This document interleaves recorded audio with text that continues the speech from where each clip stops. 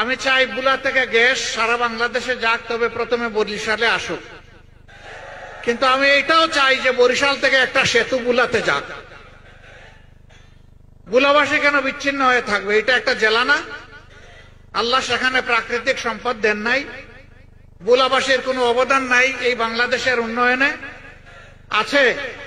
তাইলে বরিশালের মানুষরা একটু কষ্ট পাবেন যদি এখান থেকে একটা ব্রিজ বুলায় যায়, কারণ সেখানেও আপনাদের আপনজন, আত্মীয় স্বজন, ভাই বোন সবাই আছে, আছে না? যদি নাও থাকে তবুও তারা তো বাংলাদেশের নাগরিক। অতএব সকল দাবির সাথে আমি আরেকটা দাবি যোগ করলাম যে বুলাকে মূল ভূখণ্ডের সাথে ব্রিজ দিয়ে সংযুক্ত করতে হবে ইনশাআল্লাহ। এখন এই দাবি বাস্তবায়ন করবে কে?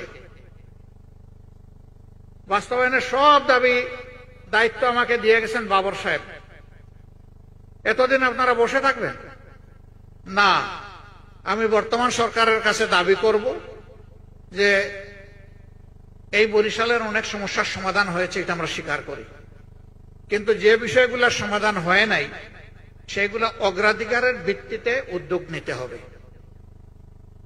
তারা উদ্যোগ নিয়ে শেষ না করতে পারলে পরবর্তী সরকার এসে শেষ করবে, কিন্তু আমরা চাই যে উদ্যোগটা তাদের হাতে হোক। বুলার জন্য আমি যে দাবিটা করলাম, হয়তো বুলার জনগণের আরো অনেক দাবি আছে, কিন্তু আমার কাছে মনে হয়েছে এটি একটি মৌলিক দাবি। যেই জায়গার যোগাযোগ যত উন্নত সেই সমাজ তত উন্নত হয়। আমরা বুলাকে উন্নত একটা জেলা হিসেবে দেখতে চাই, পুরা বরিশাল বিভাগকে আমরা উন্নত বিভাগ হিসেবে দেখতে চাই। আমরা চাই, একসময় বলা হতো ধান নদী খাল, এই তিনে বরিশাল। আমরা এখন চাই যে ধান নদী খালের সাথে আরেকটা থালা এখানে জন্ম নেক, যেটা সোনার থালা হবে ইনশাআল্লাহ। উন্নয়নের জন্য যেখানে পানি সম্পদের উন্নয়ন দরকার সেটা হোক, যেখানে ভূমির উন্নয়ন দরকার ওটা হোক, যেখানে যোগাযোগের উন্নয়ন দরকার সেটা হোক, এবং উন্নয়নটা বৈষম্যহীন ভাবে সমান্তরাল ভাবে এগিয়ে যায়। দাবি দেওয়ার ব্যাপারে এই কথা বলে এখন জানতে ইচ্ছা করে আপনারা কেমন আছেন। বলবেন যে যেভাবে খুশি করেছেন এখন আর আলহামদুলিল্লাহ না বলে উপায় আছে, কারণ আমাদের দাবিগুলো আপনি একমত হয়েছেন।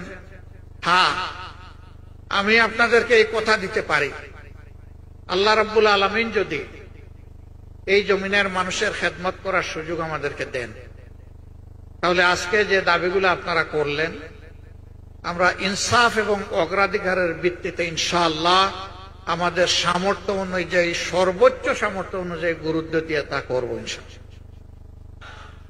এখন আমরা গেলাম না ক্ষমতায়, আল্লাহর ইচ্ছা হলো না,